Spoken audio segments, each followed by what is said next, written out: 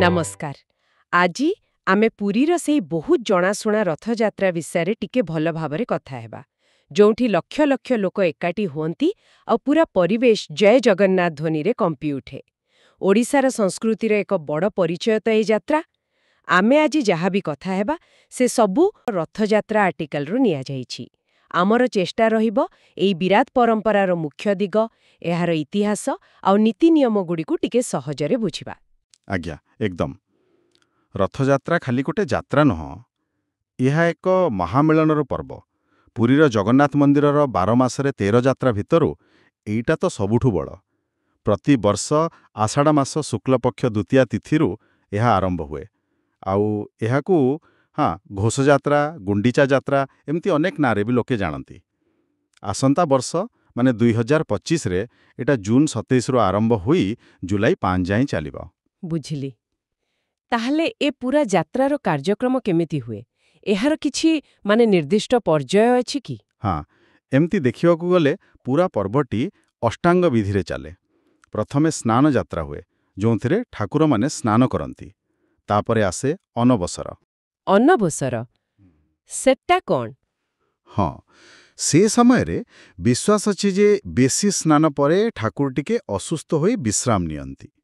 तापरे नवजौवन दर्शन माने ठाकुर सुस्थ होई नुआ रूपरे दर्शन दियंती। आउ तापरे आसे मुख्य यात्रा श्री गुंडीचा, जेबे तीनी ठाकुर गुंडीचा मंदिर जानती। अच्छा। सेठी किछि दिन रहंती, तापरे बाहुड़ा यात्रा माने फेरंती। आउ शेषरे नीलाद्री विजेरे मंदिर भितरकू रत्न सिंहासन को फेरंती। इतिहास कथा देखिले ना, एहारा मूल बहुत पुराना परि लागुछि। वेदरे भी रथ शब्द अछि शुनिछि। निश्चय, ऋग्वेद आउ अथर्ववेदरे भी रथ कथा अछि। आउ गोटे मजा कथा हैला, किछि गवेषक भावंती एइटा बौद्ध परंपरारो भी आसी थाई पारे। बौद्ध परंपरा? हाँ, कारण चीन परिव्राजक फाहियान जेतेबेले मध्य एशियार खोटांग जाइथिले, सेठी एमिति गोटे रथ शोभायात्रा देखिथिले बोली लिखिचंती। देखिबाकू पूरा एकाभଳି। वाह, ए तो बड़ आश्चर्य कथा। आ मादळा पांजीरे जो लेखा अछि, पूर्वे 6टा रथ थिला परे 3टा हैला, से विषय कौन जणा अछि? हाँ, मादळा पांजीरे प्राय 1600 शताब्दी रे लेखा अछि कि आगरू 6टा रथ थिला। परे केही जणे राजा बोधे वीर नरसिंहदेव किंबा भानुदेव ताकू 3टा कले। काहींकी कले सेटा सफा सफा जणा नाही, हुए तो चलेबा सुविधा पाई हेइथिबो। आउ गोटे कथा भी शुणा जाए जे बहुत आगरू माने 8-9 शताब्दी रे जयाति केशरींगो बेलकू बळगंडी पाखरे मालिनी बोली गोटे नई बहुथिला। नई बड़ दांड पाखरे? हाँ, तो बोधे सेते बेले 3टा बड़ रथ एपटे रहुथिला और नई पार हेबा पई 3टा छोट रथरे ठाकुर जाउथिले। परे 1300 शताब्दी बेलकू जेबे नई पोती हेइगला, तापरे जाई 3टा बड़ रथ सीधा गुंडीचा मंदिर गला। अच्छा, ताहले एबेकारो सेई 3टी विशाल रथ विषय टिके जानिबा। प्रतिवर्ष नुआ हेई तयारी हुए तो निश्चय सबु रथर निज निजर किछि खास कथा थिबो। एकदम। जगन्नाथ महाप्रभुंको रथ हैला नंदीघोष। एथिरे थाए 16टा चक आउ उच्चा पाखापाखी 45 फुट 6 इंच नाली आउ हलदिया कपड़ारे सजा हुए। 16टा चक? बापरे। हाँ, तापरे बड़ ठाकुर बलभद्रंक रथ तालध्वज। एथिरे 14टा चक, उच्चता पाखापाखी 45 फुट, रंग हैला नाली आउ नीली। आउ देवी सुभद्रा और श्री सुदर्शनंकर रथ हैला दर्पदलन बा देवदलन। एथिरे 12टा चक, उच्चता प्राय 40.5 फुट और रंग हैला नाली आउ कला।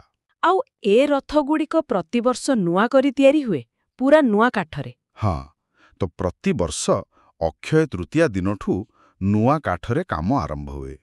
मुख्यतः असन, धौरा, फासी एमती किछि निर्दिष्ट गछर काठ ही व्यवहार हुए। आउ ए काम पाई बहुत प्रकार सेवक अछंती। विश्वकर्मा महाराणा, भोई, रूपकार, कमार, दर्जी एमाने सबु वंशानुक्रमे ए सेवा करंती।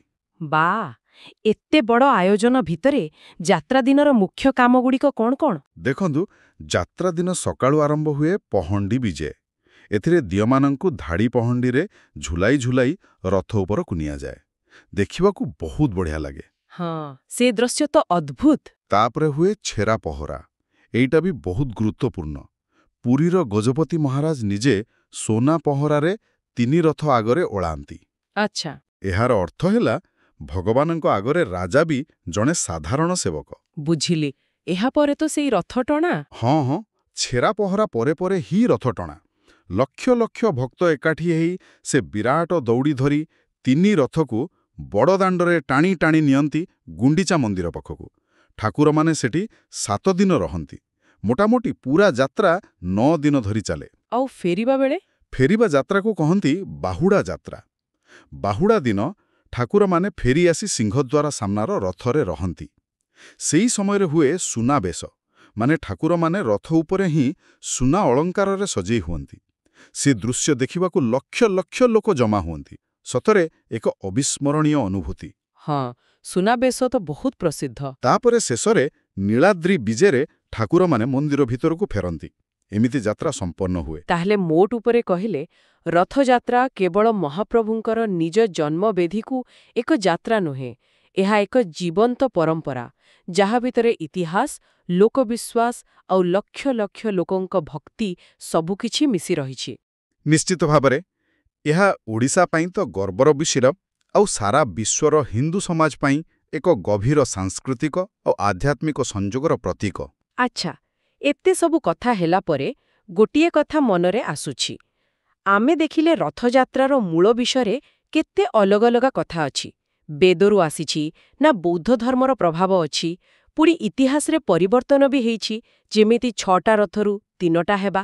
ତେବେ ଏତେ ଭିନ୍ନ ଭିନ୍ନ ଐତିହାସିକ ଆଉ ସାଂସ୍କୃତିକ ପ୍ରଭାବ ଥାଇ ବି ଗୋଟିଏ ପର୍ବ କେମିତି ଶହ ଶହ ବର୍ଷ ଧରି ନିଜର ମୂଳ ପରିଚୟକୁ ବଜାୟ ରଖିପାରେ ଆଉ ସମୟ ସହିତ ଆହୁରି ବଢ଼ିଚାଲେ, ଏଇଟା ବୋଧେ ଆମ ସମସ୍ତଙ୍କ ପାଇଁ ଟିକେ ଭାବିବାର କଥା।